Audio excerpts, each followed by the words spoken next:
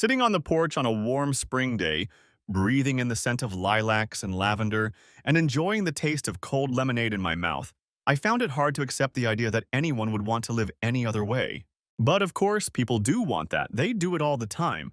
And at least some of them consciously trade their promises for something else, something poorer, gold for plastic. There was nothing particularly unusual about Megan and my courtship.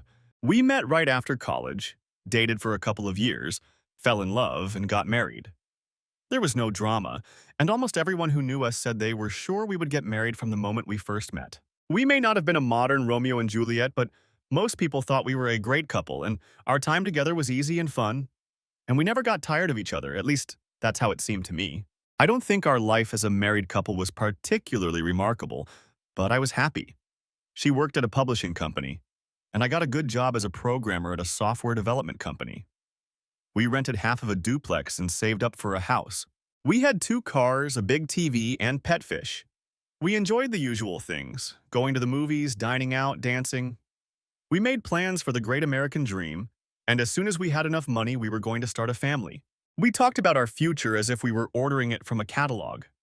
We wanted at least 2 children, a boy and a girl, and a house with a porch, a fireplace, and a large backyard with lots of shady trees. Life was good, and it seemed like it would only get better. Our path to the American dream was on course until Megan met Teresa Thomas. Teresa worked in the copyright department at Megan's company. She was single, carefree, and, in Megan's opinion, led an incredibly interesting life. After their first date, I remember Megan coming home night after night to tell me all about Teresa. What she said, what she wore, who she argued with, or what she did at a party. Soon, Teresa became the topic of conversation at dinner, after the movies, in the hot tub, everywhere. To be honest, it didn't bother me at first, but after a while, I noticed that Megan wasn't just admiring Teresa's life. She was jealous of it. She would talk enviously about the trips she took with her boyfriend, the carefree life she led, going to parties and concerts, eating at expensive restaurants. She would subtly hint that she wanted more of what Teresa had, and gradually this message became annoying. A couple of months after they met, Megan started taking Teresa to restaurants and hanging out with her. And that's how I first met my wife's obvious role model. I'll be the first to admit that she was easy on the eyes. She had smooth olive skin, long black hair, a curvy, well-proportioned body, and dark, piercing eyes. But as physically attractive as she was, her personality annoyed me. She was arrogant and believed that everyone around her should be subordinate to her. She often made snide remarks to those who did not belong to her circle, and, generally speaking, her subordinates made up the vast majority of the people she met, and I am sure I was one of them. At first, it was unclear where this arrogance came from. She had attended a municipal college and, of course, did not seem like an intellectual giant. Her job was not particularly interesting, and she certainly did not have much money of her own. Sure, she was good-looking, but she was no supermodel, and there are plenty of equally beautiful girls without that attitude.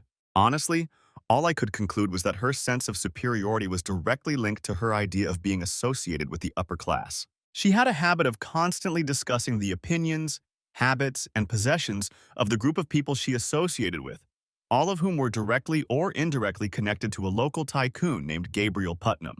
Teresa had met Gabriel through a friend of his named Stuart, whom she had met and started dating a year or so ago. Now they both spent a lot of their free time at Gabriel's house, which turned out to be a huge mansion on the outskirts of town. As far as I could tell, Gabriel had no real achievements. Obviously, all his money came from being born into a family that controlled an obscenely profitable chemical company. And so, with no real responsibilities, he mastered the art of living a life of leisure and apparently was happy to share it with anyone he deemed worthy of being his friend. Not surprisingly, his mansion was the center of attention for all the beautiful people in town, who gathered there to party 5 or 6 nights a week. I soon realized that if you weren't used to Gabriel's house, you weren't worth a day, at least in Teresa's little world. Judging by Megan's growing adoration for everything related to Teresa, it was perfectly clear to me that she was desperate to spend a night at Gabriel's in the worst possible way. So I wasn't surprised when she came home one Thursday afternoon in an incredibly manic mood, after Teresa had invited her to go to Gabriel's later that evening to introduce her to him. I guess I decided to go too, but when I asked what I should wear and what time we were leaving, Teresa made it clear that it was a girls' night out and that I would be out of the loop. Alarm bells started ringing in my head at that point, but they were faint enough that I didn't panic completely. The alarm bells grew much louder when I saw Megan come out of our bedroom wearing a rather provocative black dress that showed off her legs and cleavage, and that she had put on full makeup and done her hair. When she dresses like that, it takes my breath away. And that evening, in a dress that showed off all her beautiful curves, she looked like a dream, with her sandy hair, hazel eyes, and pale skin, something between a peachy country girl and a bikini, model dressed to perfection. She was so gorgeous that I felt sick at the thought of other men making plans to try their luck when they saw her, and I had an overwhelming urge to ask her to cancel the meeting or insist that I go too. But before I could think of a diplomatic way to broach the subject and express my concern, she had already walked out the door with Teresa and set off. After she left, I didn't immediately realize that waiting at home while she was out having fun would drive me crazy, so I decided it would be better to keep myself busy and went to a football match with my friends. My best friends were Greg Martin and Bill White, a couple of guys from our neighborhood who I could always count on for company. I had known Greg since college and Tom since we moved to their neighborhood, and we spent a lot of time together with their wives, Sally and Julie. The men often played golf or watched football together, while the women often went shopping or even to the spa. As couples, we went to the cinema, bowling, or mini-golf, and even went on holiday together a couple of times.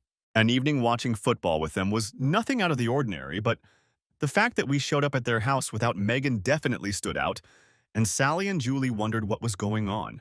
I guess I gave a rather vague answer, so like dogs circling a cornered squirrel, they kept insisting until they got the whole story. No one said anything in particular, but I noticed a few raised eyebrows, and the men made nervous jokes about my wife wanting an upgrade. I laughed along with the jokes, but I didn't really find it that funny, and I'm sure everyone could sense my discomfort. Megan came home around 11:30 that night and couldn't stop talking about the people she had met and how much fun she had had. She seemed a little tipsy, which didn't surprise me because she was never one to shy away from a few drinks in public. Soon, her enthusiasm about the evening began to annoy me.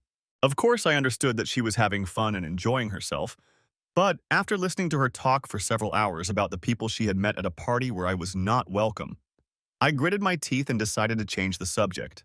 As I listened to her recount the evening, a few names kept coming up. The super-rich Gabriel was apparently charming and witty, as well as a gracious and generous host who showered his guests with food, drink, and compliments. As a popular, attractive, super-rich bachelor, Gabriel played the role of the ideal bachelor. Women of all ages swarmed around him all night long. Not far behind him was a guy named Palmer, a local lawyer who seemed to be a very close friend of Gabriel's. Megan described Palmer as a powerful man, speaking with obvious admiration about how he dominated conversations and was the center of attention even when Gabriel was in the room. Obviously, everyone knew him or knew of him.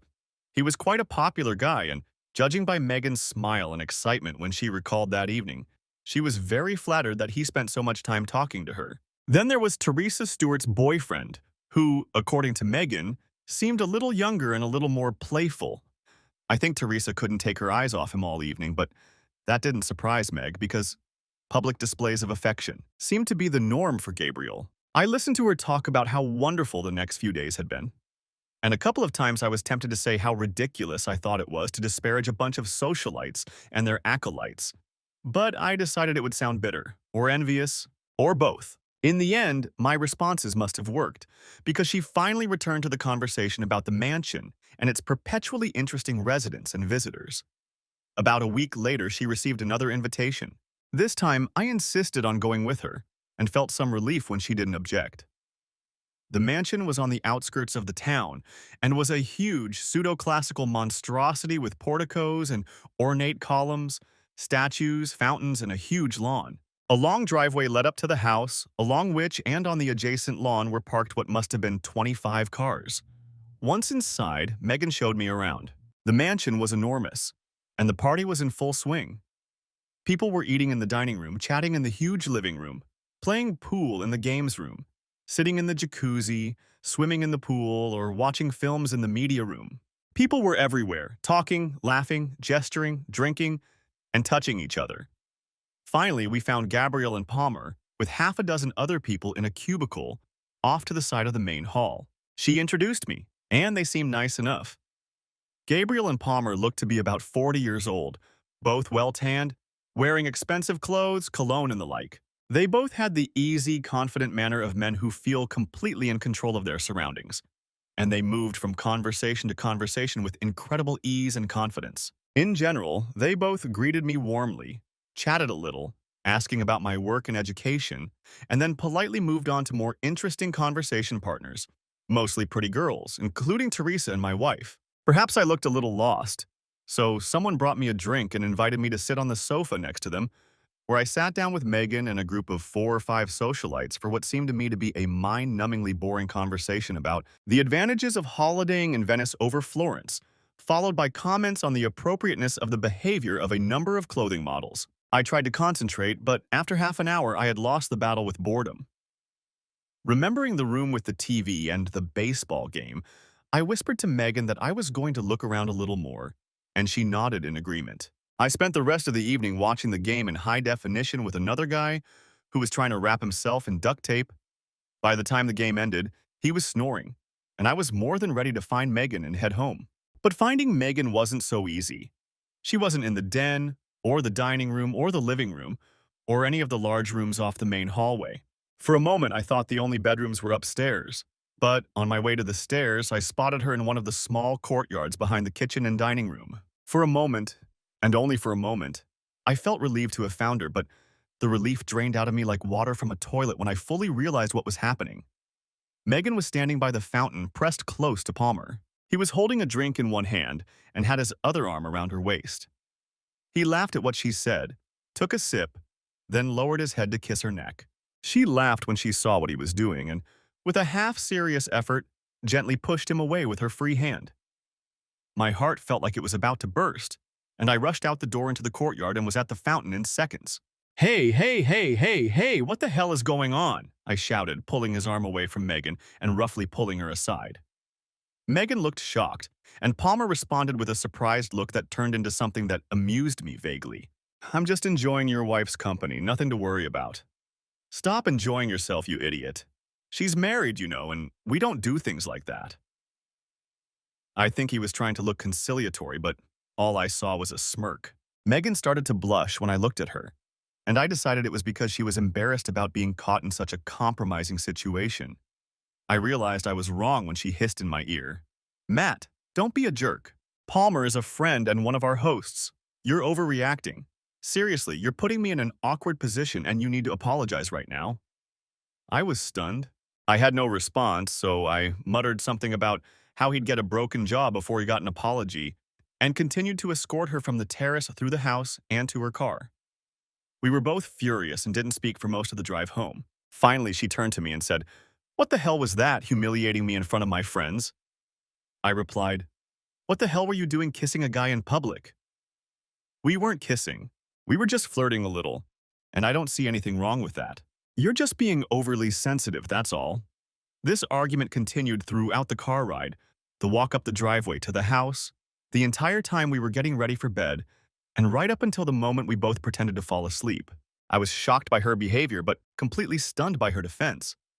I asked myself a million times if I was overreacting, if this kind of thing was really normal for a married couple, if I should just take it in stride.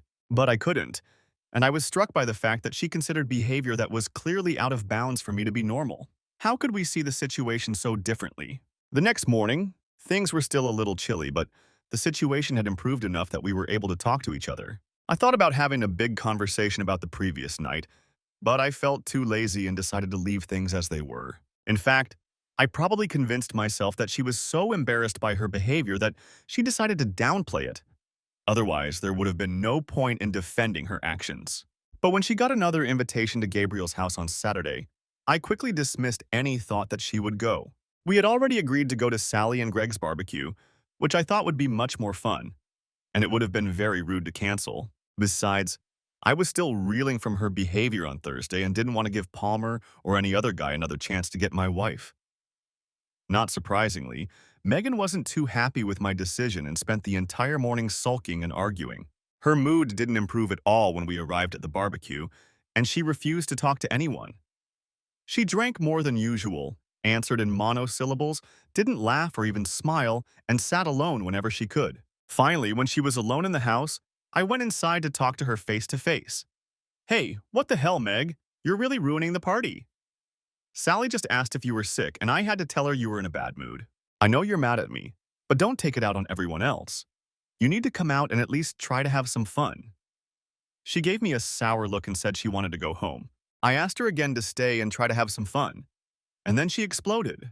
Listen, Matt, I know you love boring things like barbecues, boring conversations with boring people like Greg, Sally, Bill, and Julie, and you're perfectly happy coming to this boring place to have... She stopped mid-sentence because there was a crash in the kitchen behind us. We both turned around and saw Sally kneeling on the floor, furiously kicking the pieces of a serving plate. She had clearly heard everything Megan had said. "Sally, I'm so sorry," I gasped, while Megan sat silently beside me. Sally smiled painfully. "Oh, it's okay, it's just a cheap plate," she said, pretending painfully that they were both talking about the plate as she picked up the last pieces. We watched silently as she left the room, then sat for a few more moments without speaking. Finally, Megan turned to me and began, "Listen, Matt, I didn't..." I raised my hand to stop her. "You win. I'm going to tell everyone we're leaving. I'm sure it'll be incredibly awkward if we try to stay." I went outside to our friends, whose conversation had suddenly stopped when they noticed me on the deck. I had no idea what to say, so I decided to say what everyone knew wasn't true. "Hi guys, Meg isn't feeling very well, so I think we'll take a break and just go home. See you later." They all mumbled something about hoping she felt better and that we'd see her soon. There didn't seem to be anything else to do, so I took Meg and left. The whole way home, I was on edge and didn't say a word, knowing that if I opened my mouth, I would explode. She sat silently, staring out the passenger window, but she didn't seem particularly remorseful. No tears, no attempts to apologize or explain herself. Nothing that would make me think she was sorry. I was so puzzled by her recent change in behavior that I didn't even know how to start questioning her about it. So all I could muster when we got inside was, "Sometimes you can really be a little bitch, Meg." She looked at me defiantly and simply replied, "Now you know what it's like to be embarrassed in front of your friends." We spent the rest of the night in silence. Over the next few days, there was a gradual thaw, and by the middle of the week, everything was back to normal, or what had become normal. We talked, laughed, watched TV, and had fun. But Teresa was also part of the new normal, so she came over twice a week, and she and Megan spent their evenings watching TV, listening to music, and talking. The only thing that wasn't there that week was the trips to Gabriel's. I thought maybe Meg felt she'd gone a little too far since she hadn't even asked her about it. But she brought it up the following week, and by then I had cooled off enough to agree. I really didn't need another night at the snob's house, but there was no way I was going to let her go alone after what had happened last time. She made me promise not to cause any trouble, and I made her promise to be more discreet when flirting. The mansion was the same as before, only there were half as many people. Palmer and I managed to shake hands and apologize, and the evening turned into a series of elitist conversations that couldn't have been more boring than I was. Megan was on top form, and I was bored, so we agreed that Teresa would take her home and I would leave early. Everything seemed to work out, and for a while it became a routine once or twice a week. I would stay for an hour or so, chat a little, get bored, and leave early, and Teresa would bring Meg home later. Megan seemed happier, and I went along with it. It seemed like a win-win situation. Around the same time, things started to get crazy at work. We had to update some software that had expired, and it turned out to be very, very buggy. I was pulled away from all my usual duties and told to fix it. And as usual, I didn't get much help. My boss made it clear that it would be very good for my career if I could fix it within a couple of months, and also suggested that they might have to find someone else if I couldn't. Naturally, I knew I would be spending a lot of time at work outside of working hours and on weekends. This wasn't the first time I'd had to work long hours for an extended period, and I expected Megan to be furious. In the past, when this happened, Megan would get upset and make me promise to make it up to her with a nice holiday or something else. But this time, she hardly complained and said she didn't mind spending time with Teresa and her other new friends when she felt lonely. I probably should have been seriously suspicious, and I probably did feel a little uneasy, but I knew it would be a big problem if I left her home alone night after night with nothing to do. So I made her promise to behave herself and reconciled her to the idea that she would be spending a lot of time at Gabriel's without me. For the next couple of months, I worked tirelessly on the project and not only got rid of the bugs, but also made a couple of updates to the code itself. I was happy with my work and so was my boss, so everything was fine at work. Things were fine at home too. Meg and I weren't arguing, and when we had time to be together, We got along great. In short, except for the limited time we spent together at work, everything was pretty much the same as it had been before Teresa showed up. After a couple of months, I finished debugging and tweaking the program, and it finally worked. It was so successful that my bosses promoted me, gave me new responsibilities and a raise. However, the price I paid for this was that, even though I was working less than I had during the debugging phase, my hours were still longer than before. So in a sense, we continued to work according to the pattern established in previous months. We had a little more time to spend together, but if I had to stay late at work, Megan would go to Gabriel's for the evening, which usually happened a couple of times a week. Valentine's Day was approaching, and it occurred to me that I wanted to buy Meg some more clothes. She liked wearing them, and I liked looking at her in them. It seemed like a great idea. So when I came home a little earlier than expected one evening and found a note saying she was out with Teresa, I decided it was the perfect time to go shopping at Guinevere. Megan had a black corset that I loved, and I decided I wanted to see her in a red one. But finding clothes in the right size is always a problem for me. So I decided it would be best to check the label on the corset or even bring it to the shop to compare before buying anything new. The problem, however, was that I couldn't find the damn thing. I checked all her drawers, her wardrobe, the laundry room, pretty much everywhere. I sat there for a minute trying to figure out where else it could be. And then a disturbing thought crossed my mind. Maybe I can't find it because she's wearing it. At first, I dismissed the thought, but the more I thought about it, the more likely it seemed. Then an even more frightening thought occurred to me. If she's wearing it, then who is she wearing it for and what are they doing? Now my mind was rapidly oscillating between the certainty that she was having fun with some man at Gabriel's and the decision that I was being paranoid and that there had to be some other explanation. In the end, however, the suspicious part of me began to win out. I called her mobile, but it went to voicemail, and then I called Teresa's phone, and it went to voicemail too. I couldn't think of any other way to find out what was going on except to find Megan and find out what she was up to, which meant driving to Gabriel's. I hesitated for a couple of minutes, wondering if I should look for her and confront her, but in the end I realized I had to know. I got in my car and drove to Gabriel's house. When I pulled up to the house, there were only half a dozen cars in the driveway. Seeing that one of them belonged to Megan, I knew I was on the right track, but my heart sank and I felt my life starting to fall apart. I parked, walked purposefully up the driveway and knocked on the door, which was answered by Jordy, a huge, friendly black man with a shaved head, whose job was to keep things quiet and safe. I thought about trying to squeeze past him to get inside, but even though I'm a pretty big guy, Jordy had 50 pounds of muscle and I knew I wouldn't get very far. I decided to act as casual as possible.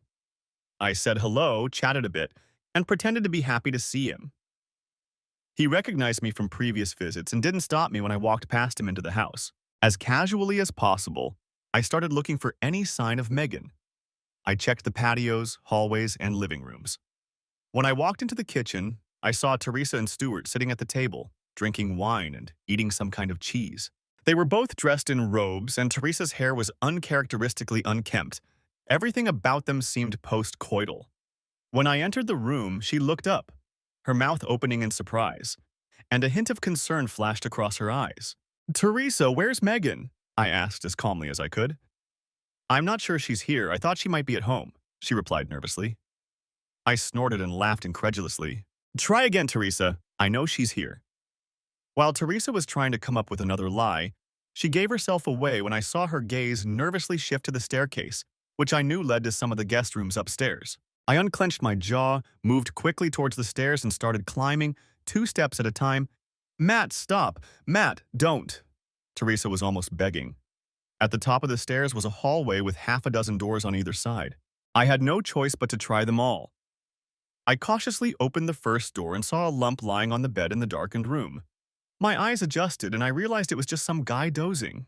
The next 2 doors were empty, but in the 4th room a couple was lying on the bed. The room was as dark as an expensive restaurant, so it was difficult to make out anything, as the only real sources of light were half a dozen candles at the head of the bed, as well as the faint light coming through the window and the minimal light from the door I had just opened. The couple on the bed did not react when I slipped into the room, and I decided that they either hadn't heard me or were so accustomed to casual peeping that they were simply not alarmed by the thought of a temporary or accidental spectator. I looked closely at the woman and, in the candlelight, could make out her face when she turned slightly.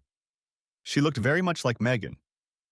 I took a step closer and my foot touched something on the floor. Looking down, I recognized her black corset. My heart skipped a beat. I leaned against the wall, found the light switch, and turned on the light. Megan quickly turned around and looked at me. At first I saw irritation, then surprise, then something else, maybe fear, but I wasn't sure. She slid off the man, and I saw that it was Palmer, sweaty and more than a little annoyed. Megan sat down next to him and looked straight at me. She spoke, her words slurred, her voice tinged with anger and anxiety. "Matt, why? How? Are you here?" "I came to see my wife," I said. "I'm glad to see you, sweetheart." We stared at each other, searching for something, anything, to make this situation understandable or acceptable. I could see she was on the verge of tears, and although I didn't realize it at the time, I think I'd already crossed that line myself. But along with the pain, I felt anger rising inside me, white, hot, and explosive. I clenched my fists, clenched my jaw, and flared my nostrils. I took a determined step toward the bed, toward Palmer, and the fear reflected in his eyes. I knew I was going to inflict the same physical pain on him that he had inflicted on me, but as I approached the bed, a huge hand grabbed me by the shoulder and spun me around. Suddenly, I was face to face with Jordy, and he looked angry and determined. I pushed him away to take a step back toward the bed, but he grabbed me in a bear hug and dragged me out of the room. I managed to grab his shoulders, knocking him to the floor, and we wrestled there for a minute. For a moment, I managed to break free and head back toward the bed, and when Palmer saw this, he hid behind Megan like a little boy. But Jordy caught me again, and this time managed to drag me back into the hallway. He pinned me against the wall and spoke in a quiet, serious voice. "I can't let you do this, boy. It's my job. But think about it for a second. Just think about it. This guy is a first-class asshole, and you might feel better if you send him to the hospital or somewhere else. But is it worth going to prison? Is it worth it? Will anything change if you cripple him or destroy him? Think about it, boy. Think about it." I continued to struggle with him for another minute or two, but his words cut deep. I couldn't get anywhere with talking or fighting. My shoulders slumped in surrender. Shit. That was all I could say. I looked him in the eyes and nodded. He let me go, and I started down the hallway. At the end of the hallway, I turned around and saw Megan in her bathrobe standing in the doorway, watching me follow her. "I'm sorry, Matt," she said. "Bitch," I replied, and saw tears welling up in her eyes. She didn't follow me as I started down the stairs. At the bottom of the stairs, I ran into Teresa, still in her robe. She looked uncertain and perhaps a little concerned. "Don't do anything rash, Matt. She loves you. You love her. Don't ruin everything." I looked at her and laughed bitterly. Without saying a word, I left the mansion, got into my car, and drove home. As soon as I got home, I felt paralyzed. I had no idea what to do. Pack my things and leave? Pack her things? Wait for a serious conversation? Hire a solicitor? Get a gun?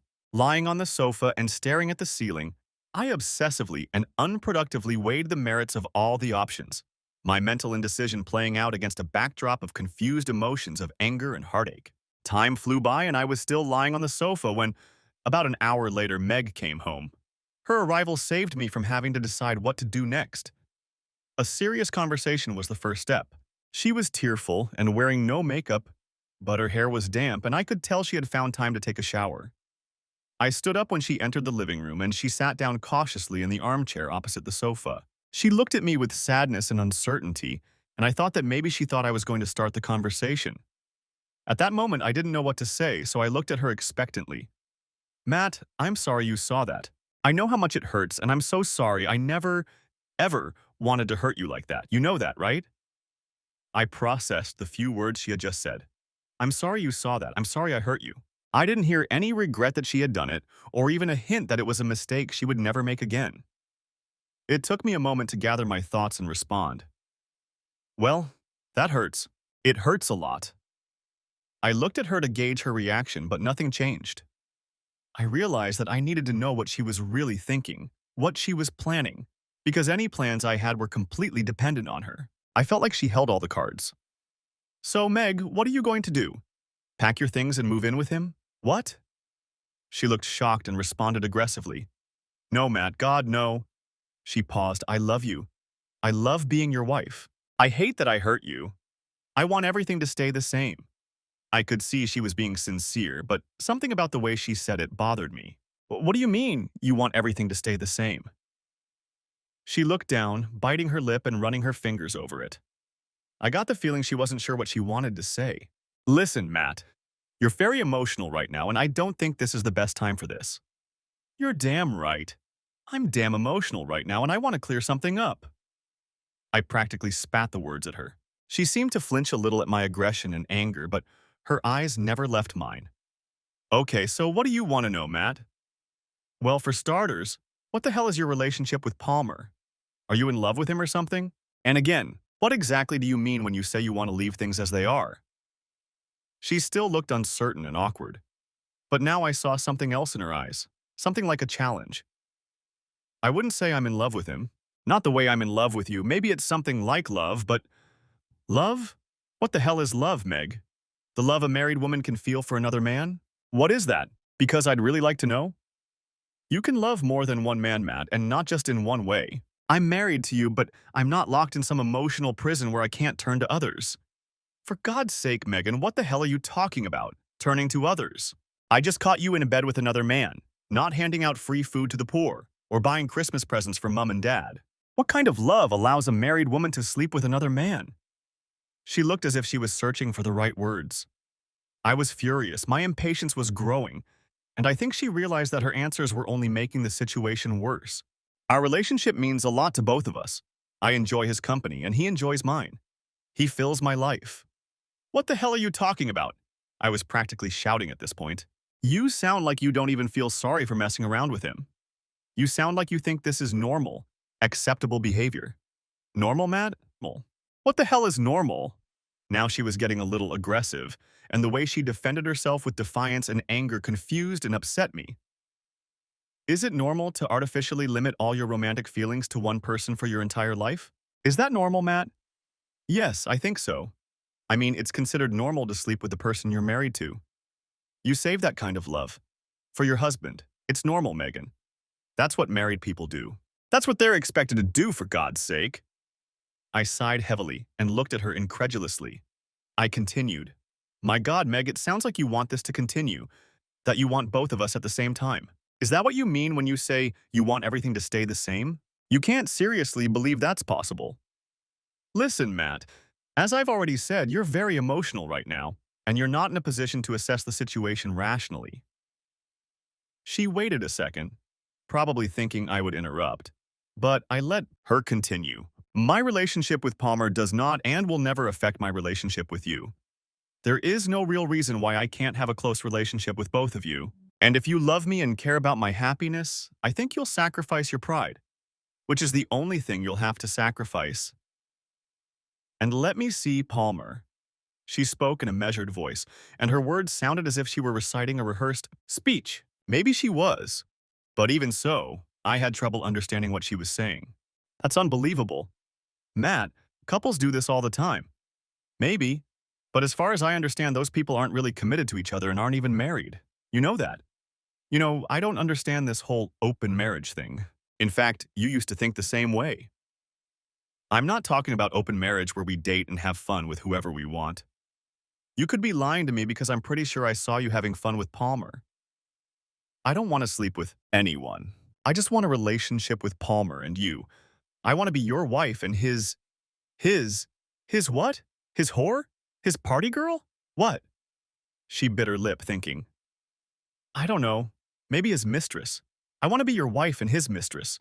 That's how it's been for the last month or so, and that's what I want to continue. I stared at her in confusion, my mouth open and my eyes wide with surprise and disbelief.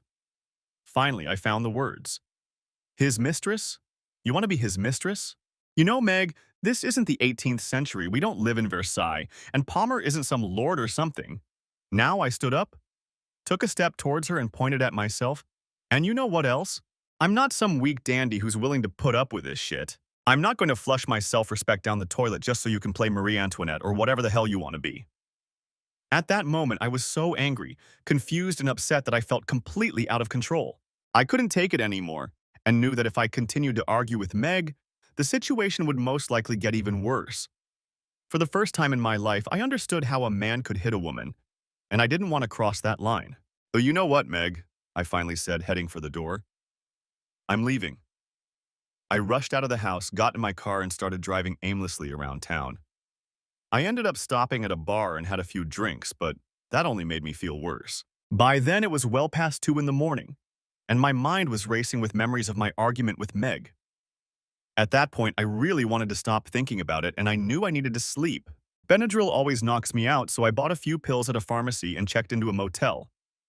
Thanks to the alcohol, the late hour, and the Benadryl, I managed to fall asleep despite myself. I woke up around noon the next day, and it took me a few minutes to get my bearings. It was Saturday.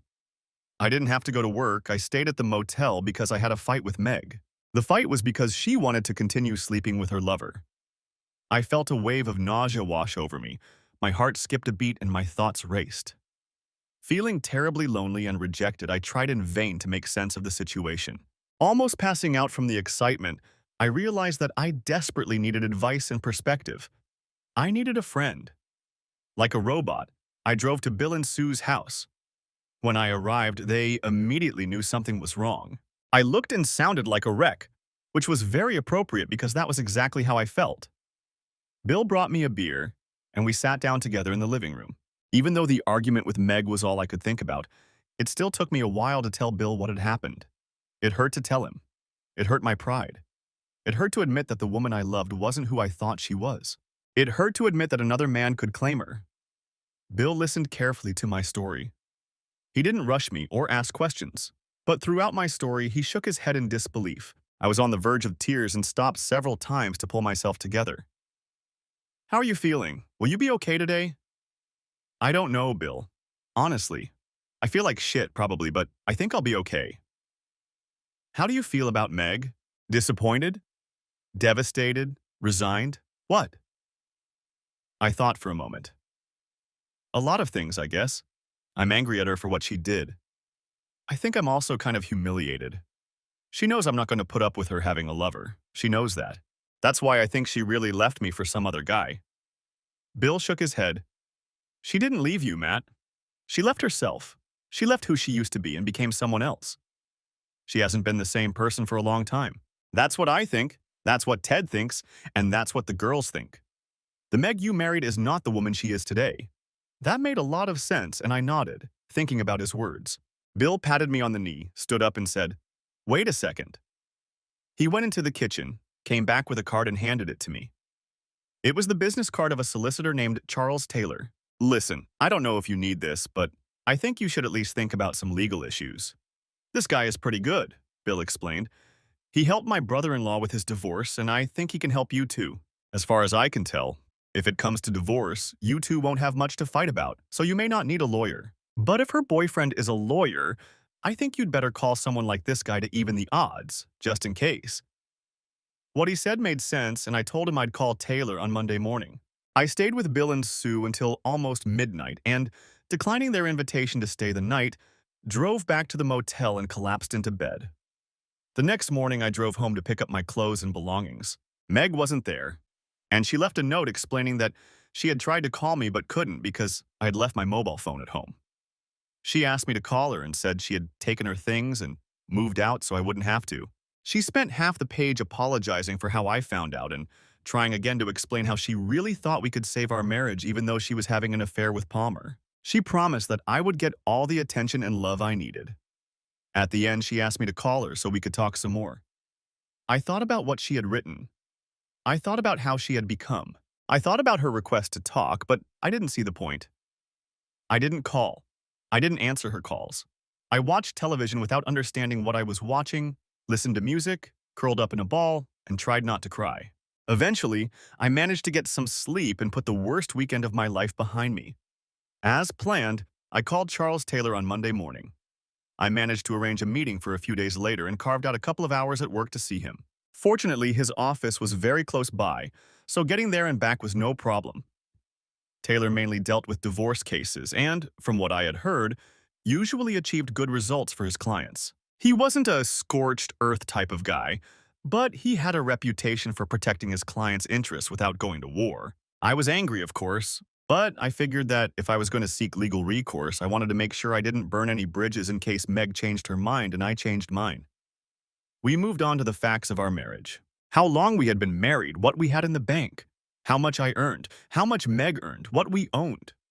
He told me that it didn't matter why we were getting divorced, especially since we didn't have children. I could have been a Satan worshiper with a meth addiction, and she could have been a prostitute who loved bringing home every STD in the book, and it wouldn't have made much difference. Still, he wanted to hear my story. I wasn't sure if he was just curious or if he thought the story would help him decide how to present me. So I took my time telling him about the events of the last few months. He listened quite attentively, nodding or shaking his head in agreement or disagreement with what I was saying. When I mentioned Palmer's name, a look of recognition crossed his face. Are you talking about Palmer Atkinson? Yes, that's him. Do you know him? He's a lawyer, I think. Of course, we went to law school together in the same class. He paused for a moment, wondering whether to give more information. You know, his real name is Peter. He calls himself Palmer because he thinks it sounds more sophisticated or something. Bullshit. I laughed a little. I think he does everything for appearances. Yes, mostly. He's not exactly shoulder to shoulder. I'm pretty sure he finished school at the bottom of our class, and I highly doubt he even passed the bar exam. From what I've heard, he's never practiced law. I was a little surprised to hear that. He seems to live well. Nice clothes, nice car. How does he make his money? Well, yes, his wife is an heiress, so I guess he won the marriage lottery, so to speak. I was stunned. His wife? He's married? Really? What the hell? Taylor frowned. Sorry, I thought you knew. Yes, I'm sure he's married. Or at least I'm sure he was married. He sat back down. Do you think it will matter to Megan if she doesn't know? Maybe, but when she was married, it didn't really matter to her. So maybe not. Now I had one more thing to think about. If she didn't know, did it matter to Megan that he was married? If so, did it matter to me whether she wanted to get back together at this point?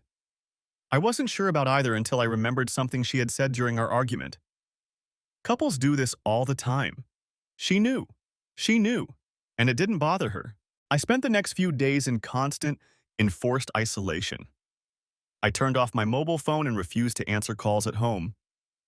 Megan left half a dozen messages saying we need to talk and asking me to call her, but I just didn't see the point.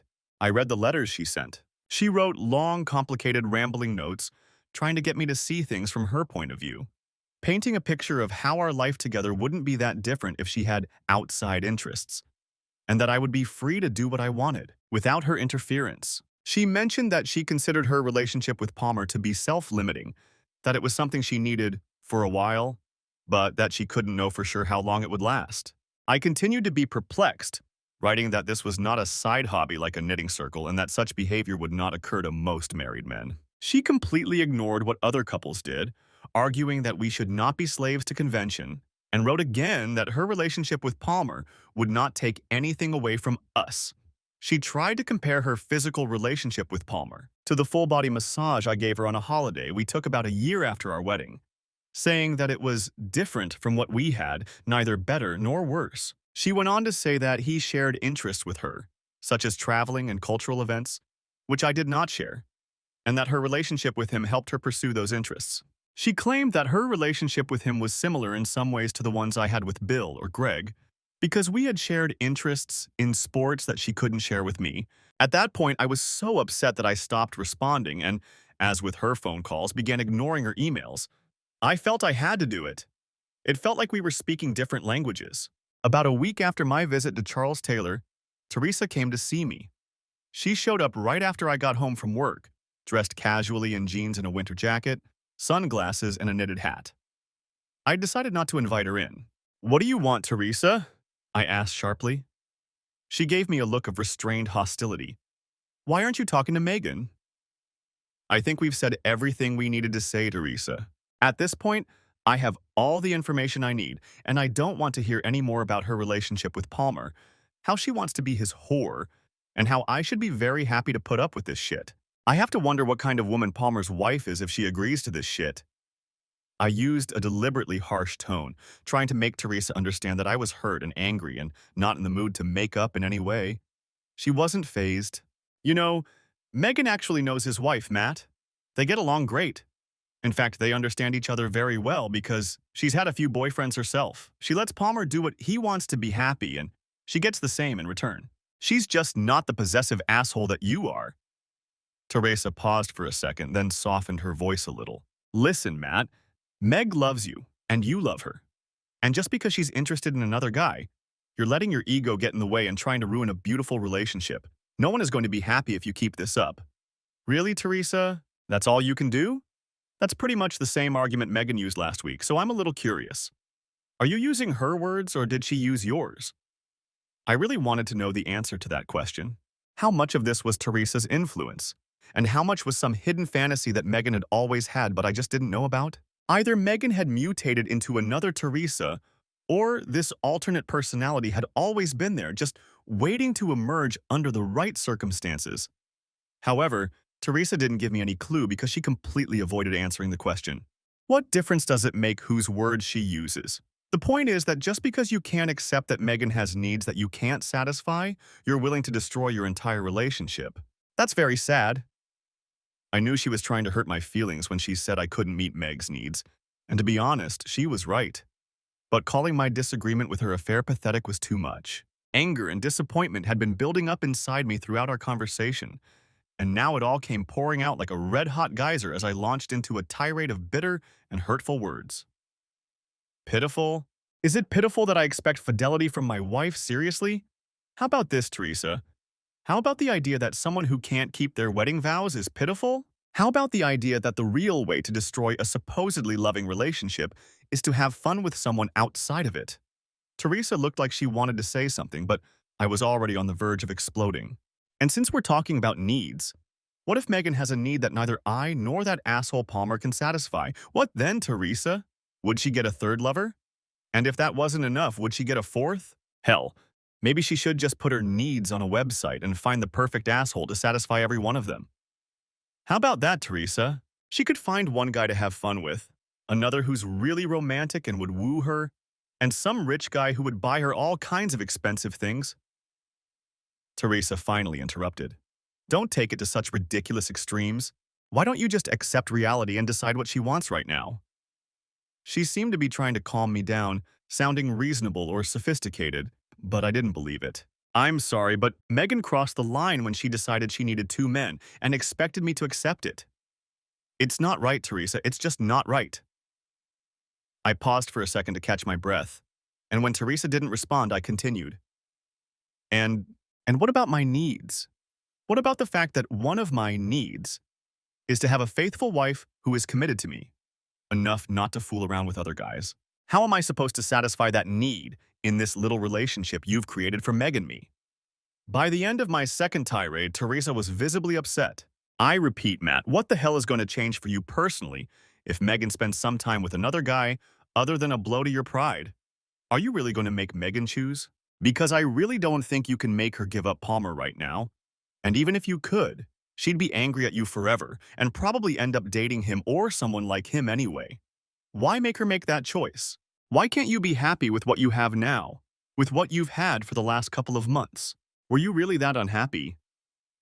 I was tired of arguing and tired of Teresa, and as I thought about her words, I realized that neither she nor Meg understood the state of my mind. Suddenly, the choice became obvious, and I shook my head and said in a submissive voice, I'm not going to make Megan choose. You won't? She looked slightly puzzled and perhaps a little hopeful that she had gotten through to me. No, I'm not, I pointed towards the kitchen. Wait a second, I want you to take something to Megan. I quickly went into the kitchen, grabbed Charles Taylor's business card, and returned to Teresa at the door. Here, give this to Megan. It's my solicitor's business card. If she goes to his office in the next couple of days, she can sign the divorce papers without having to get them at work. It'll save her some embarrassment. Teresa stared at the card suspiciously. Wait, what is this? I thought you just said you weren't going to try to make Megan give up Palmer. I shook my head in mock disbelief. You and Meg just don't understand each other, do you, Teresa? No, I'm not going to make her choose, because there is no choice. I think you both think there's some kind of negotiation going on, but there isn't. The marriage is over, and I think it ended when she slept with Palmer. And to be honest, if that hadn't happened, when I saw how disrespectful she was to me, thinking I would just go along with it, that made it final. Teresa's surprised look turned to understanding and perhaps a little fear. You're not even going to fight for your marriage? People work on things like this. At that moment, I even laughed. As far as I understand, you don't have to fight for your marriage. Understand, Teresa, the marriage is over and there is no choice or negotiation. Please be sure to explain this to Megan because, to be honest, I don't want to talk to her any more than I have to. Teresa stared in shock as I slowly closed the door in her face. Part 2. I discovered that ending a marriage wasn't as easy as closing a door. Of course, I had made my decision and knew it was the right one, as I realized I couldn't live with the arrangement Megan wanted. But despite my smug announcement that Megan and Teresa were getting married, I found it very difficult to adjust to the new situation. All the time, all the emotions and all the effort I had put into my 5-year marriage seemed wasted, and I couldn't shake the feeling that every moment of happiness I had experienced with Megan was either a lie or had been ruined by something she had done. It seemed that everything I did and everywhere I went reminded me of Megan and happier times. I found myself leaving restaurants without finishing my meal because it was the same dish I had ordered the night I asked her to marry me. The tulips blooming throughout the neighborhood were a painful reminder that they were her favorite flowers. Labradors were her favorite dogs. Rock was her favorite music. Vanilla was her favorite scent. Sunny days reminded me of days spent outdoors, hiking, gardening, or just walking. When it rained, I remembered lazy days by the fireplace, snuggled up in a plaid blanket. I found it impossible to sleep in our bed, eat at our table, or even live in our house. And eventually, I had to move out of the duplex. To be honest, I was utterly miserable, and I wanted to believe that she felt the same loneliness and sense of loss that I did, and that she would at least express some regret. The marriage was over, I knew it, and I knew it was my decision, but I desperately wanted some kind of sign, some kind of signal that she valued our relationship and that on some level she deeply regretted her choice. Unfortunately, apart from a few half-hearted attempts to make me change my mind, she had practically given up, and it was clear that she was more than ready to quietly leave our marriage. I understood that it was easier for her because she had a lover, someone she could be with, someone who dulled the pain and made her life easier. It seemed unfair to me that Megan could continue living with half of what her life had become, while I was left without mine, especially since her half included new and seemingly exciting things. Although I didn't know and couldn't know everything she did that summer before the divorce was finalized, I knew that she spent most of her free time with Palmer and Teresa in their group. I also knew that she had gone on holiday with him at least twice, once for a weekend in San Francisco and once for a week in Europe. If she missed me, her new lifestyle undoubtedly eased the pain. The divorce was finalized a few months after my conversation with Teresa on my doorstep, without any major issues. The financial arrangements were fairly straightforward. Since I had originally lived in a duplex, I had to give her some of the money for the furniture we owned, but otherwise everything was settled quite easily. We each took half of our savings, clothes, and other personal belongings. She took her car, and I took mine. Even though I was the one who initiated the divorce, I couldn't shake the overwhelming feeling that it was so incredibly easy to end a marriage that we had both promised would last until death. And although it was already difficult for me to come to terms with it, I was surprised at how empty I felt when we finally got the signatures and I saw Megan leaving the solicitor's office, no longer my wife. I stared into space, thinking about how strange, sad, surreal, and clinical the divorce proceedings had been when I heard Taylor clear his throat. I looked over at him and saw the concerned look in his eyes. "Are you okay?" he asked. "Yeah, I'm fine. Why?" "Well, you don't look good. It's been a tough day, you know. The end of something I thought was good and that I thought would last forever. It's hard to swallow." I shook my head slowly, trying to hold back my emotions. "Do you have doubts about whether you did the right thing by leaving?" Taylor asked. "I don't think so, no. She completely betrayed me when she started seeing Palmer, so I wanted to leave. I wanted a divorce, even though I knew it would be painful." I paused for a moment. "But I guess I wanted her to pay some kind of price. After all, she was the one who destroyed our marriage. It must hurt her. But here I am, barely functioning, so upset, and she's leaving here to go back to her boyfriend and just continue with her life. I guess I want her to feel regret too. I want to hear her say that she ruined everything and that I'm better off or something like that. I want her to be as miserable as I am right now." Taylor listened intently, nodding sympathetically in response to my words. He seemed to want to say something, but I got the feeling he was wondering whether he should. Finally, he cleared his throat and spoke cautiously. I've seen many broken marriages and many ex-husbands and ex-wives who want the same thing you do. They want their exes to suffer for what they've done. They want them to see the light, to realize that they've ruined their lives, and to get satisfaction from kneeling down and crying about how miserable they've made themselves, how sorry they are, and how they wish they could change what they've done. He looked at me intently, his gaze telling me that he wanted my full attention. But here's the thing, that almost never happens. And even when it does, even when the tearful ex admits in minute detail everything he did wrong and everything he regrets, that admission does little for smart people because these are the ones who have adapted well after the divorce, who have moved on. They have a new wife, new children, a new home, and a new life, and they no longer care about their old life, their old wife, and their old grievances. I don't know for sure, but I have a feeling that one day Megan will regret a lot of what she did. But you can't wait for that day to come. You have to start living your life in such a way that you don't care what she feels. That's the only way to stay happy. Hell, it's the only way to stay sane.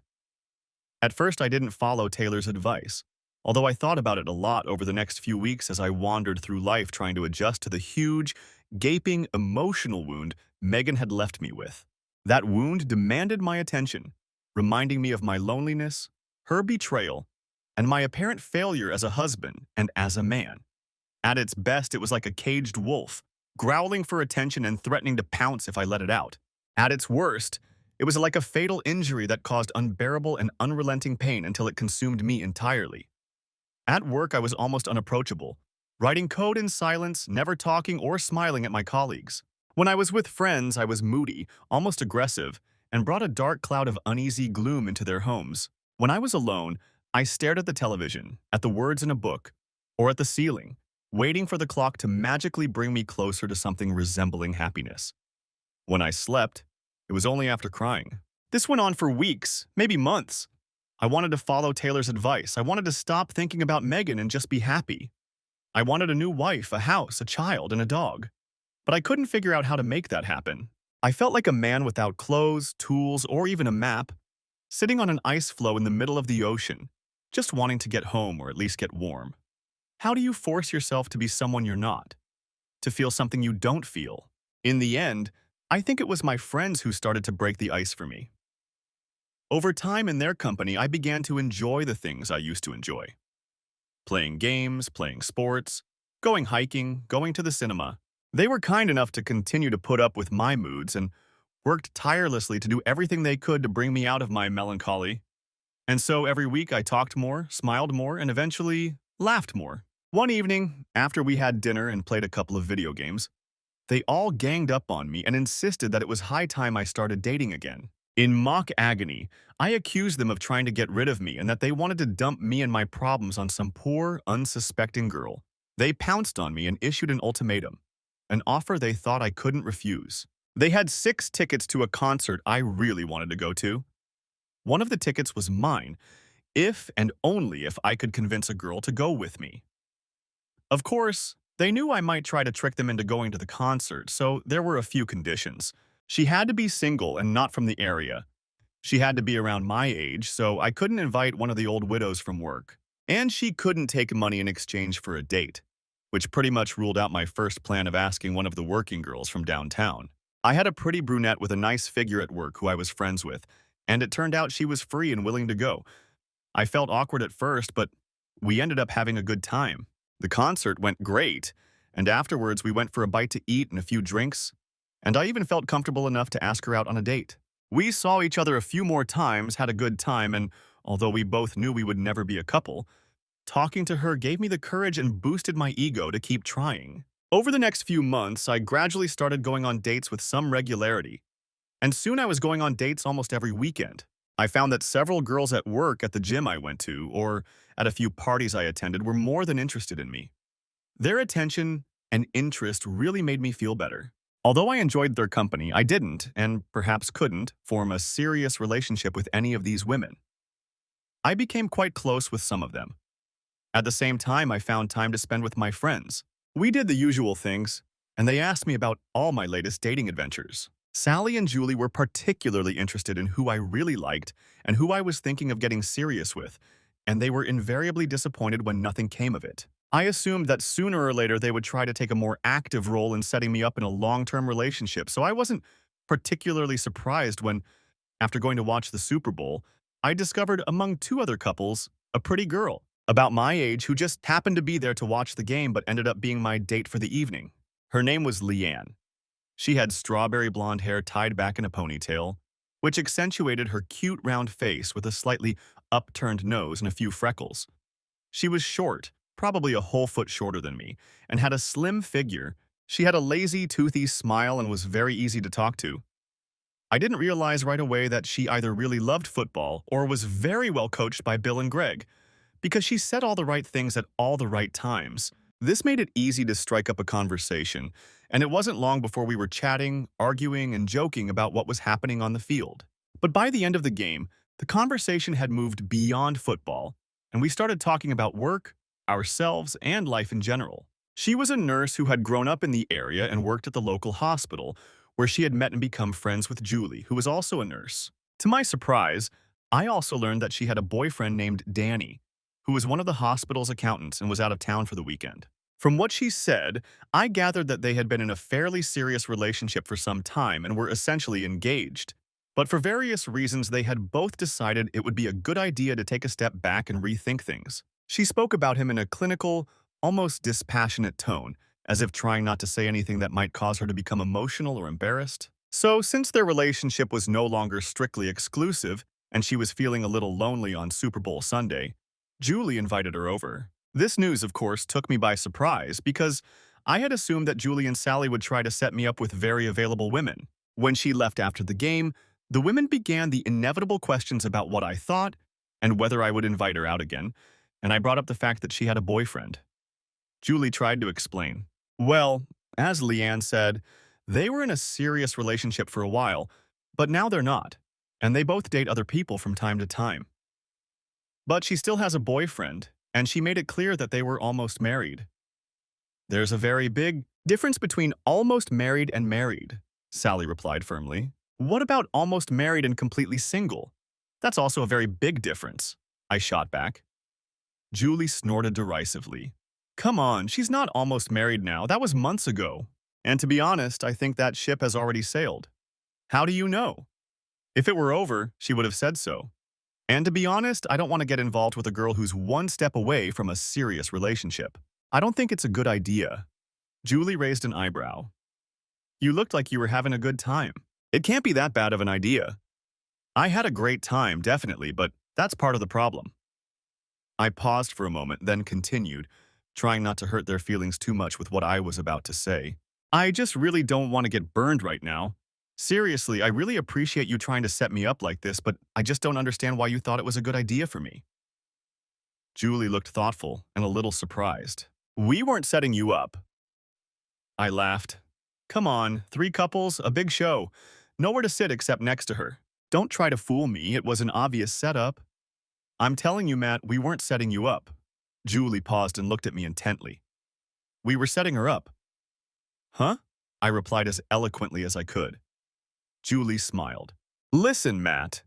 You've been dating for a few months now, and I'm sure it won't be long before you find the right girl for something more serious. You don't need our help. But she, on the other hand, needs a really good guy. She paused again, unsure whether to continue. Matt, the truth is that her relationship with Danny has become more than toxic, but she just can't let go. She needs someone like you to help her break free. I was stunned by what Julie had just said. I still felt like a foal trying to find its footing in the dating world, so the idea that Julie and Sally thought I was doing great caught me off guard. Besides, given my recent experience, I didn't like the idea of playing the role of the other man to a woman who is still in a relationship. Did I really want to help steal a girl from another guy? Did I want to become a lesser version of that asshole Palmer? It would have been an easy decision if I hadn't been happy with her, but I was. And I couldn't shake the feeling that, apart from her boyfriend, she seemed to have everything I wanted. In the end, I spent the whole evening and the next day at work wondering whether to call her. By Monday evening, I decided it couldn't hurt to contact her first and see what happened. It took some time to work up the courage, but I finally called her and asked her out to dinner and maybe dancing the following Friday night. She seemed happy to hear from me, but when I asked her about Friday, she replied in a disappointed tone, saying she already had plans. I decided it was an excuse and tried to end the conversation gracefully, but she quickly replied that she was free on Saturday and hoped everything would work out. And it did. I wanted to get to know her better and decided it would be best if we had plenty of opportunities to talk, so I invited her to a nice, quiet Italian restaurant. Everything was wonderful. She loved the food, and we spent so much time talking that we practically closed the place. I promised to dance a little, but by then it was so late that we bought some hot chocolate and went for a cool walk along the lake in the city center. We stopped for a minute under a lamppost in one of the small parks, talking and looking at the water. At that moment, I felt like I was in some kind of fantastic snow globe, in a winter wonderland with an angel. Throughout the week, I texted her every now and then and even talked to her on the phone a couple of times. She had plans again for Friday, but she said she could clear her schedule for another date on Saturday. It turned out that the only thing that disappointed her about our first date was that we missed the opportunity to go dancing, so I tried to arrange for that to happen. Our dance date picked up where we left off a week earlier. We sat and talked through half of the fast songs, but we hardly missed any of the slow ones, dancing close and so comfortably that it felt like we had been together for a very, very long time. But as good as I felt with her, I couldn't shake the feeling that I had felt this before. And I couldn't get rid of the thought that if I really fell in love with her, I would be extremely vulnerable to new heartbreak. I wanted to be with her, but I had to protect myself. I warned myself that I couldn't give in to my feelings and to her until I was sure she would give herself to me. I didn't want to expose my newly healed wounds to another emotional trauma. When I drove her home, she invited me in for a cup of coffee. Over the next few months, I saw Liana as often as I could, fitting my schedule around her days and nights with Danny. We had a lot of fun and grew closer. Deep down, I knew I was playing with emotional fire, risking getting my heart broken again, but at the same time, I was happier than I had been in a long, long time. Perhaps it would have been wiser to back off until she was done with Danny, but at that moment I couldn't bring myself to even consider that option. Everything was fine until July, when we had a 3-day weekend that included the 4th. We didn't have any official plans, but we were in touch and I assumed we would be together again. I called her several times during the week just to talk, and we agreed to spend the next weekend together.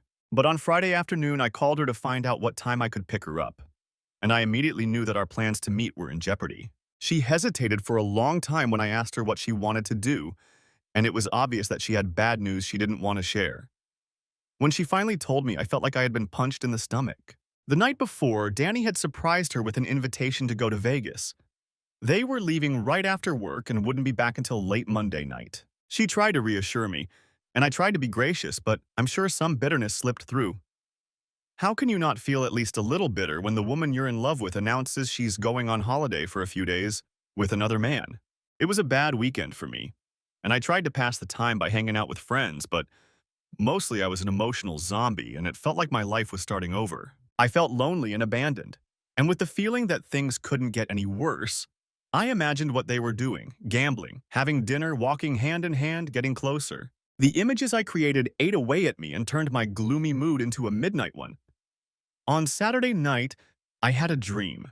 I was in a hotel in Las Vegas, walking down a corridor identical to the one in Gabriel's mansion, with rooms on either side.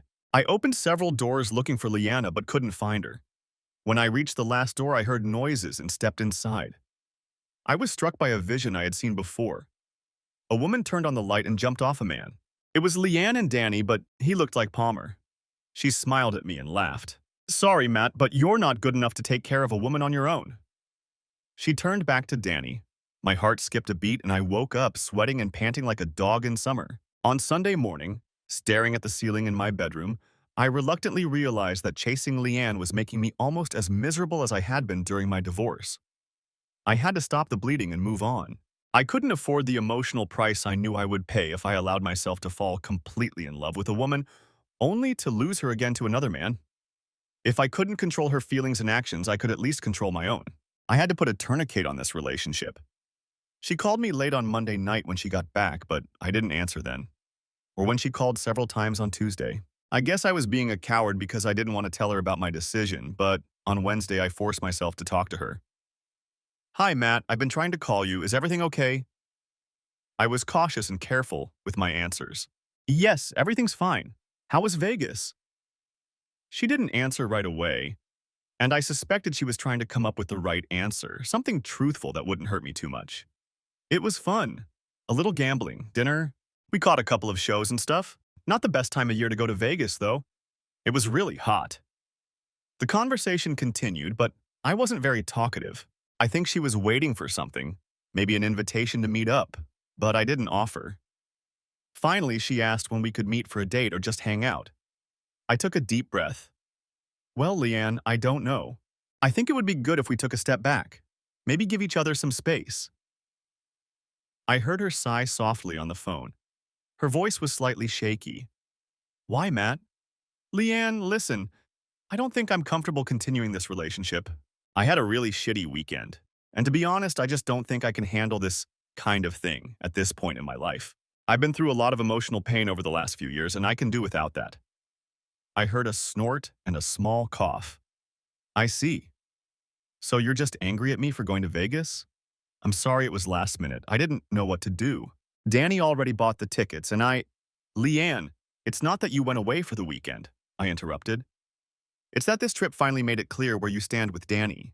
I guess I was fooling myself into thinking that your relationship with another guy wasn't that serious. Not serious enough for you to fly away for the weekend.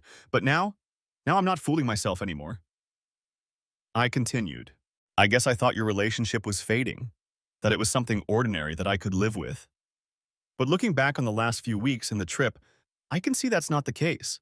I can see that you're both making a serious effort to move forward. And that's fine. That's great. I'm not in a position to complain because I knew that when we started dating and I went into it with my eyes open, you didn't hide anything or lie to me.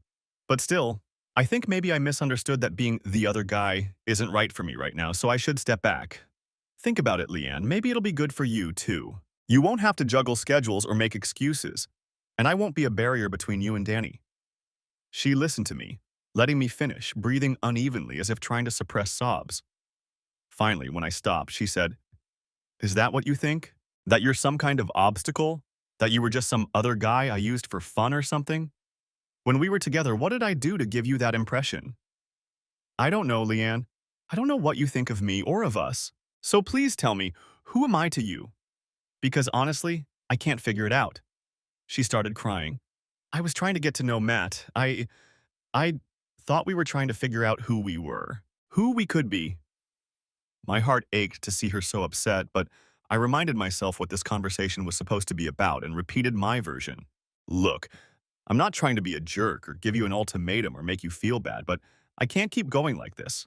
Like I said, it's going to be better for both of us if we simplify things, and realistically, that means we need to take a break from each other. If we do that, it won't hurt me as much, and you won't have to work next to me while you're trying to deal with Danny. Leanne sniffed a little more. I guess I didn't know you were hurting so much, Matt. I said. I thought, said goodbye and hung up. For the next few weeks, I tried my best to immerse myself in my work. I had another fairly important assignment that required a lot of time and concentration, and I was grateful for the distraction. It made the days go by more smoothly, and the late nights made the nights a little shorter. On the weekends, I looked for friends to hang out with and tried not to be Mr. Gloomy.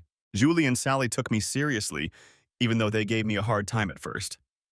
Julie thought I shouldn't give up, that if I waited, her relationship with Danny would almost certainly fall apart and we would end up together. I expressed doubt that she would be able to forget Danny anytime soon or ever. I made it clear that it was very difficult for me to stay away from her and that I didn't hold any grudges against her, but I simply couldn't pay the emotional price of continuing to pursue her. I remember Julie saying that the price of regret is also quite high. And then it all started again.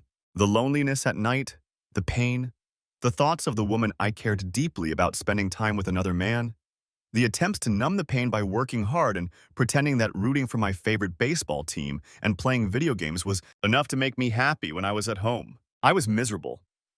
One night about a month after that, I was awakened from a deep sleep by the sound of my mobile phone ringing. I looked at the clock, saw that it was already 2 o'clock in the morning, and rolled over without answering the call. But I thought that at that hour it might be something very important. Maybe my mom or dad was sick or something like that, so I picked up the phone and saw that I had a message. It was from Leanna, and it was a very simple message. I miss you so much. I must have stared at those words for 20 minutes thinking about her, wondering what she was doing and why she had written to me now, in the middle of the night. I imagined that she had had a difficult night and that she must have needed a friend very much.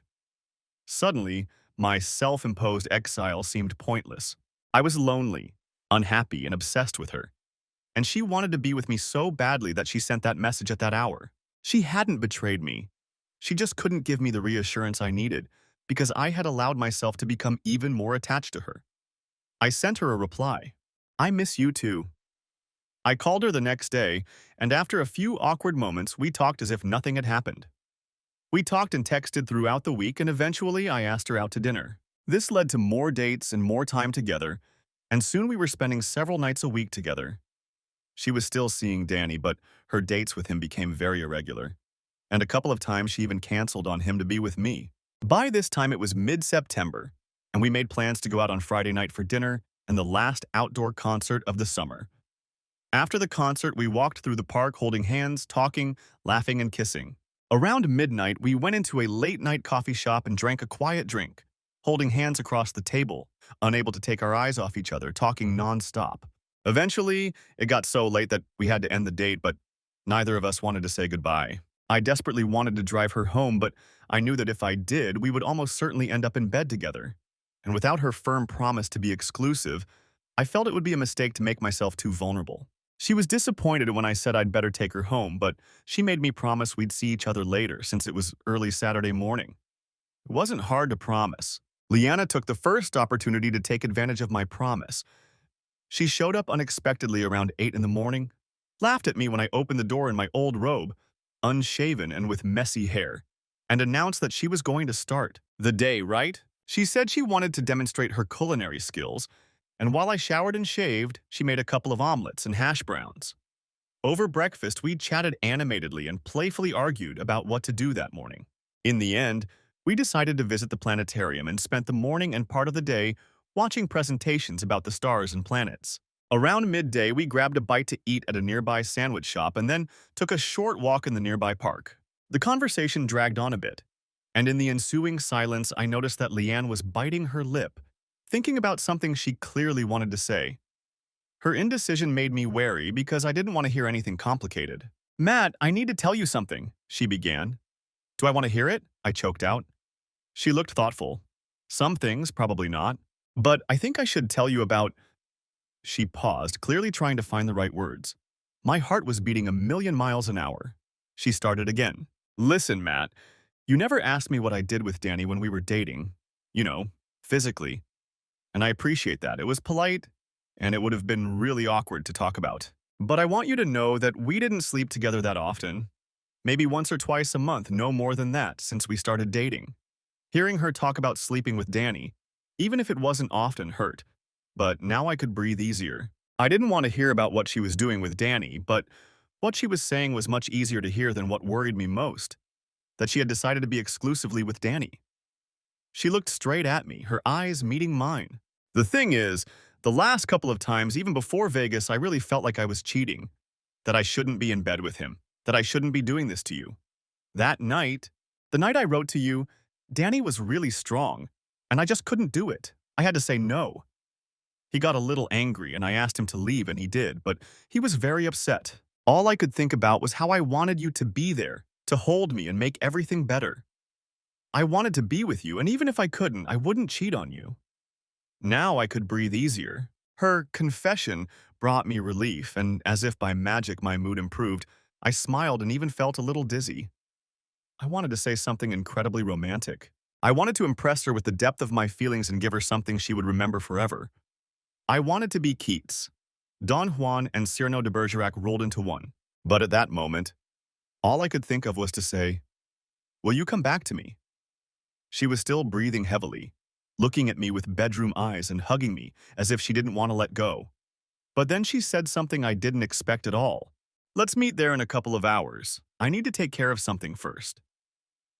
I was more than a little surprised and more than a little depressed. I asked her what she needed to do, where she was going, why she couldn't do it later, but she evaded my questions, and given my recent track record, I was more than a little concerned. We walked to my car, and I drove her home.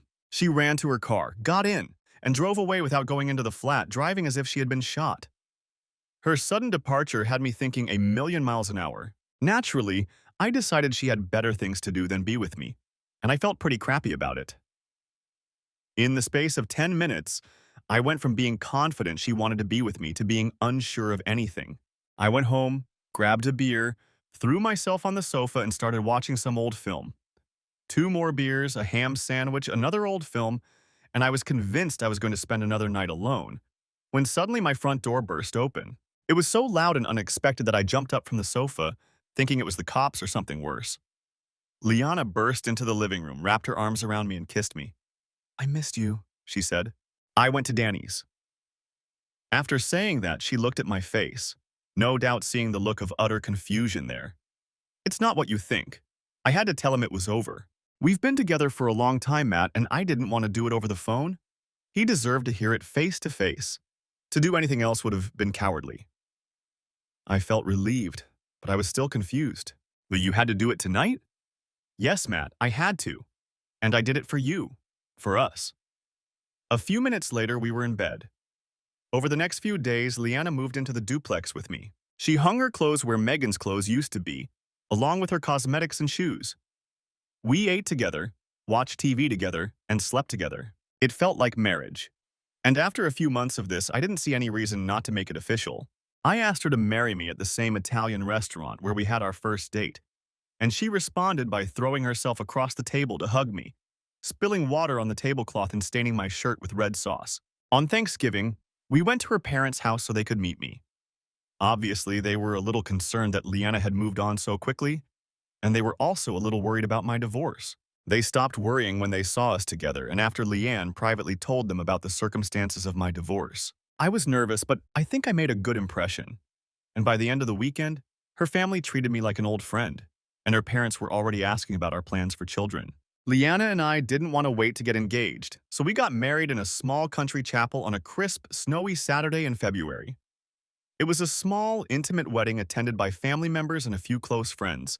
I had a hard time choosing a best man, so Bill and Greg split those duties, and Liana's sister was the maid of honor. Julie and Sally were bridesmaids, and as it turned out, they pretty much took over the wedding planning, taking care of details that neither Liana nor I were particularly interested in.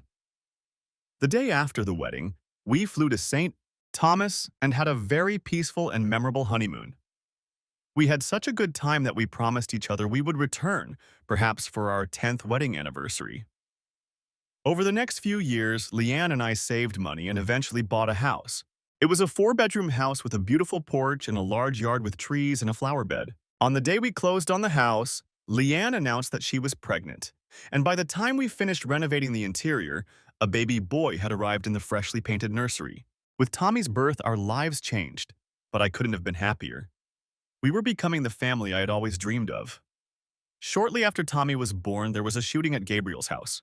It turned out that some guy's wife had made a scene with one of Gabriel's friends, and he didn't take it as calmly as I did. He pulled out a gun, shot Jordy in the leg, and went around the house until he found his wife and her lover, whom he shot, and then turned the gun on himself. I think his wife survived and Jordy is okay, but the shooter and the lover both died. The trial was full of juicy details and predictably became headline news, even making it onto national television. I don't think the Putnam family was too concerned about the publicity, and they gave Gabriel an ultimatum, forcing him to sell the mansion and essentially banishing him back to his family estate in Ohio. Around the time of the trial, I was at a party at Bill's house and met Charles Taylor and his wife. I went over to say hello, and he remembered me.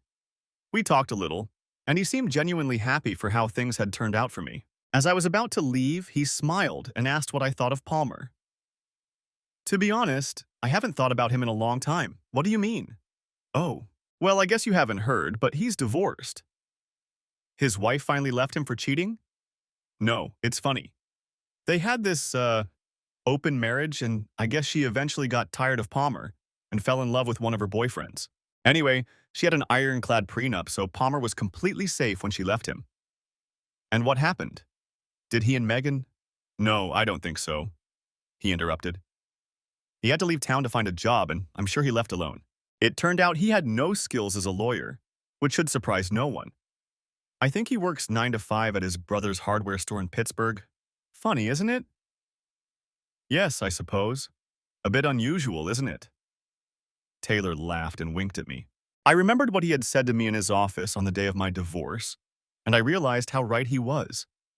Nothing had come of it between my former rival and Megan, and while it was interesting, I didn't need to know about it to be happy. I had a family to care for and love, and that was all that mattered to me. The last time I saw Megan was about 3 years later. It was at the nursery, and I was with my son, who was sitting in the trolley while I looked at the flowering plants.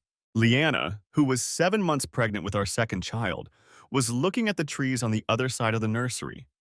As I pushed the trolley towards the rows of lavender, Megan was standing at the far end of the aisle looking at a basket of herbs. She hadn't changed much, maybe she'd put on a little weight, but overall she was the same. I saw her first, or at least I thought I did, and called out to her. She looked up at me, smiled, and I walked over, pushing my basket. "Hi, Matt. Long time no see. How are you?" Her smile faltered slightly as she looked at me, and she seemed more vulnerable than I had ever seen her. I smiled back, told her she looked great, and said I was fine. She nodded, then turned and smiled at Tommy. "Who's this little guy?" "This is my son, Tommy. Tommy, can you say hello?" As usual, he was a little shy and muttered something very quietly that could have been taken as a greeting. "He's a cute little boy," she smiled. "How are you, Matt? What are you up to?" We talked a little about gardening, and then caught up on life in general. She was still working the same job and making about the same salary. She wasn't dating anyone serious and hadn't been for quite some time. I wasn't entirely sure, but from what she said, I got the impression that her relationship with Palmer had ended long before he had to leave town. She mentioned that Teresa had married Stewart, but apparently the mutual commitments didn't work out, and they divorced a year later. After that, Teresa moved in with Megan, but they didn't get along, and after a few months she moved out.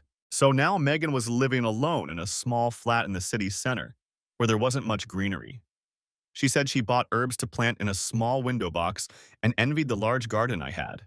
When we finished talking, Leanne appeared, and I introduced her.